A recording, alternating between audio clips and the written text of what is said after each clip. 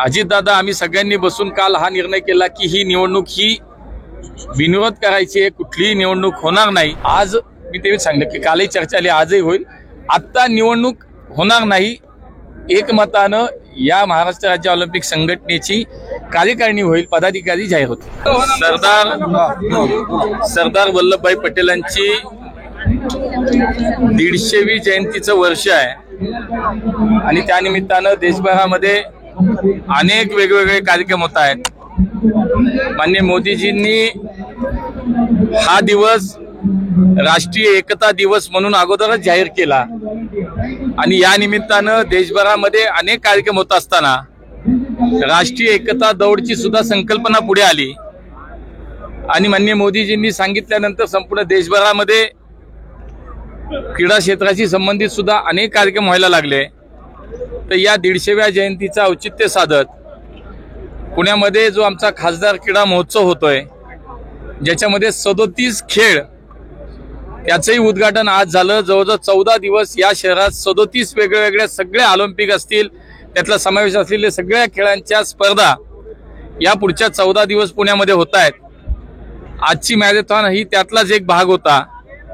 जवळपास 21,000 रनर्स धावपटूंनी याच्यामध्ये सहभाग नोंदवला होता आणि एकूण हे 37 खेळ आणि आजची मॅरेथॉन जर पाहिली तर जवळजवळ 40,000पेक्षा अधिक खेळाडू आमच्या या खासदार क्रीडा महोत्सवामध्ये सहभागी होत आहेत। माननीय मोदीजी जेव्हा म्हणतात की 140 कोटी जनतेच्या साक्षीनं आपण सगळ्यांनी विकसित भारताचा संकल्प केलाय, त्यासोबतच यालाच अनुसरून फिट इंडिया ही संकल्पनाही पुढे आली। केवळ विकासाच्या दृष्टीनं आपण पुढे जाणार नाही, तर हा देश तंदुरुस्त झाला पाहिजे, हा देश फिट झाला पाहिजे, इथला युवा सक्षम झाला पाहिजे, तो शक्तिशाली झाला पाहिजे आणि म्हणून फिट इंडिया मुवमेंट सुरू झाली आणि त्यातूनच खासदार क्रीडा महोत्सवाचा सुद्धा जन्म झाला। देशामध्ये अनेक ठिकाणी असे महोत्सव होत आहेत।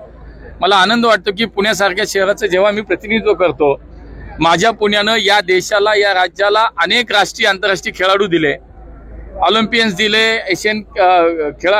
एशियन गेम्स मधले विजेते, पदक विजेते दिले, राष्ट्रकुल विजेते दिले, नॅशनल गेम्सला असे असंख्य खेळाडू जे अर्जुन अवॉर्डी आहेत, छत्रपती अवॉर्डी आहेत, ध्यानचंद पुरस्कार विजेते आहेत, असे असंख्य खेळाडू या पुण्याने राज्याला आणि देशाला दिले आणि म्हणून हा महोत्सव साजरा करत असताना आज आपण पाहिलं उद्घाटनाला अंजली भागवत सहित, शकुंतला खटावरकर सहित, शांताराम जाधव असे अनेक पुण्यातले खेळाडू, मनोज पिंगळे जे ऑलिम्पियन आहेत, आज अंजली भागवत ज्यांना खेलरत्न पुरस्कार आहे, हे पुण्याचे अभिमान आहेत। ही सगळी आज त्यांच्या शुभ हस्ते खासदार क्रीडा महोत्सवाचं आज उद्घाटन झालं। मला आनंद वाटतो की या पुण्याची एक क्रीडा संस्कृती आहे, ती सुद्धा या निमित्तानं आम्हाला समृद्ध करता येईल। आज हजारो खेळाडूंना एक चांगलं व्यासपीठ या महोत्सवाच्या माध्यमातून आम्हाला निर्माण करता येईल आणि म्हणून या सगळ्या क्रीडा संघटनांची एकत्र पद्धतीनं आम्ही या स्पर्धांचं आयोजन केलं। त्यामुळे मला असं वाटतं की या पुण्यामध्ये आमच्या आज खेळाडूंसाठी एक स्वतंत्र अशा पद्धतीची एक व्यवस्था सुरू झाली, त्याचा निश्चित पुणेकर स्वागत करतात, उत्स्फूर्त प्रतिसाद देत आहेत आणि म्हणून 150व्या सरदार पटेलांच्या जयंतीच्या निमित्तानं आज मॅरेथॉनचं यशस्वी आयोजन झालं। देशभरातलं सगळ्या राज्यातनं खेळाडू आले, विदेशातनं अनेक देशातनं खेळाडू या स्पर्धेमध्ये सहभागी झाले, याचं आजचं वैशिष्ट्य आहे। ऑलिम्पिकची निवडणूक होती आज, कसं बघता आणि काही जागा ज्या आहेत अध्यक्षपदी काही समझोता झालाय का? नाही, याच्यामध्ये आज संध्याकाळी हे सगळं स्पष्ट होईल, पण एक नक्की आहे की याच्यामध्ये कुठल्याही राजकीय पद्धतीनं ऑलिम्पिक असोसिएशनच्या निवडणुकीकडे पाहू नये। अजितदादा असतील, मी असेल, बाकी आमचे सगळे त्याच्यामध्ये असलेले क्रीडा संघटनेचे प्रतिनिधी असतील, माननीय देवेंद्रजींनी याच्यामध्ये पुढाकार घेतला आणि याच्यामध्ये अजितदादा आम्ही सगळ्यांनी बसून काल हा निर्णय केला की ही निवडणूक ही बिनविरोध करायची आहे, कुठलीही निवडणूक होणार नाही।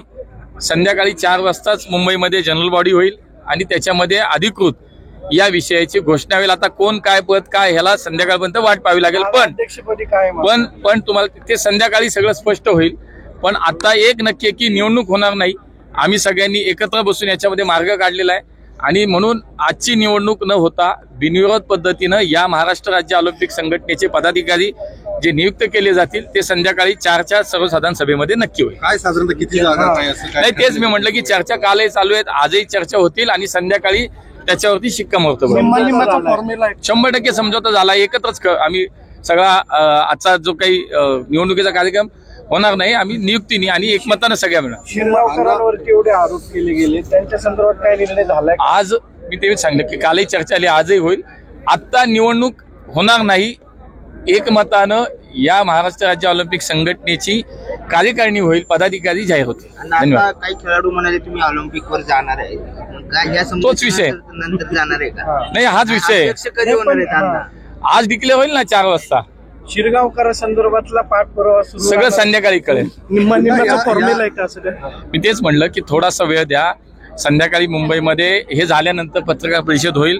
संयुक्त पत्रकार परिषद अजितदादा आणि मी स्वतः एकत्र पत्रकार परिषद घेणार आहे. त्याच्यामध्ये सगळे आपल्याला माहिती मिळेल. आज महिलांची final होती. प्रत्येक भारतीयासाठी एक अभिमानाचा आज हा दिवस आहे, क्षण आहे की आपण जर पाहिलं तर उपांत्य फेरीमध्ये ज्या पद्धतीने ऑस्ट्रेलियाला इतकं मोठं लक्ष्य पार करून आपल्या महिला संघाने विजय मिळवून दिला, प्रत्येक भारतीयाचं छाती अभिमानानं फुगली आहे.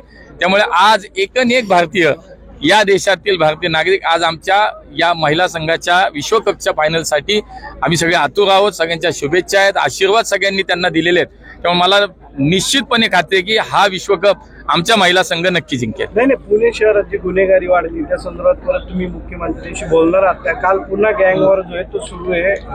मागच्या काही दिवसातल्या ह्या घटना निश्चितच चिंताजनक आहेत आणि मलाही वाटतं की आम्ही सातत्याने याच्यावरती बोलतोच आहे. माननीय मुख्यमंत्र्यांनी तातडीनं काल या संदर्भातल्या सूचना पोलीस आयुक्तांनाही दिलेल्या आहेत. माझंही सकाळी त्यांच्याशी आयुक्तांशी बोलणं झालेलं आहे.